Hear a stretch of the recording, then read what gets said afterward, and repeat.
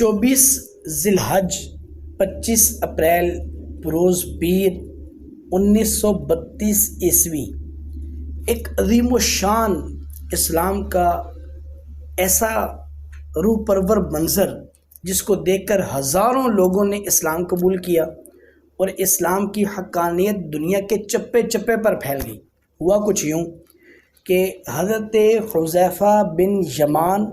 اور حضرت جابر بن عبداللہ یہ دو وہ صحابی ہیں جنہوں نے کئی احادیث روایت کی ہیں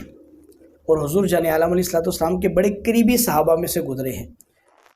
حضرت حذیفہ بن یمان اس وقت کے عراق کے جو بادشاہ تھے شاہ فیصل، ان کی خواب میں آ کر یہ فرماتے ہیں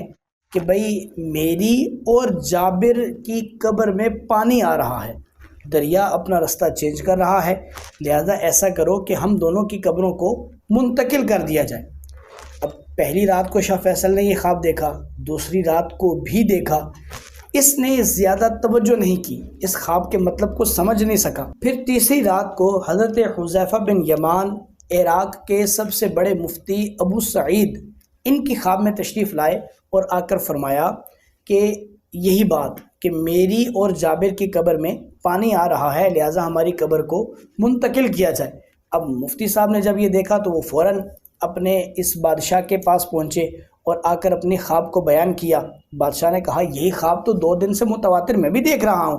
آپ ایسا کیجئے کہ قبروں کو منتقل کرنے پر آپ مجھے فتویٰ دے دیجئے، میں قبریں منتقل کروا دیتا ہوں۔ اب جب یہ بات پھیلی تو وہ چونکہ حج کا موسم تھا، حج کے ایام تھے، تو بہت سارے لوگوں نے کہا کہ ہمیں حج سے واپس آنے دیا جائے، اس معاملے کو تھوڑا سا تاخیر پر رکھا جائے کیونکہ اس روح پرور منظر میں ہم سب بھی شامل ہونا چاہتے ہیں۔ بات میڈیا کی نظر ہوئی، اس وقت چونکہ اخبارات کا موسم تھا، اخبارات کا دور تھا، اخباروں میں یہ خبر اتنی عام ہوئی کہ دنیا کے چپے چپے پر چند ہی دنوں میں پھیل گئی۔ بہت ساری اسلامی ریاستوں کے جو حکمران تھے، وزراء تھے، سفراء تھے، انہوں نے یہ کہا کہ ہم بھی اس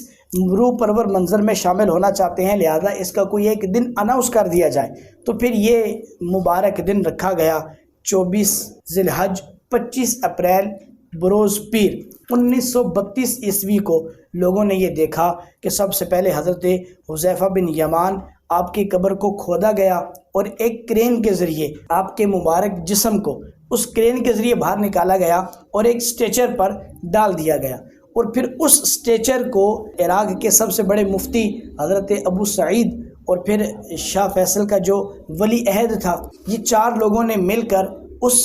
سٹیچر کو اٹھا کر ایک شیشے کے تابوت میں رکھا، اور پھر اسی طرح حضرت جابر بن عبداللہ آپ کی مبارک قبر کو بھی یوں ہی کھولا گیا اور آپ کے جسم کو بھی اسی طریقے سے کرین سے اٹھا کر سٹیچر میں اور سٹیچر سے اٹھا کر جو ہے وہ شیشے کے تابوت میں رکھا گیا۔ اور پھر ساتھ ہی کچھ تھوڑا سا آگے حضرت سیدنا سلمان فارسی رضی اللہ تعالیٰ عنہ آپ کا جہاں پر مزار فائز الانوار موجود ہے، ان کے پہلو میں ان 2 حضرات کو بھی وہاں پر دفن کر دیا گیا۔ دیکھنے والوں نے یہ دیکھا کہ 1400 سال پہلے جن 2 اصحاب نے اس دنیا سے رخصت فرمائی تھی،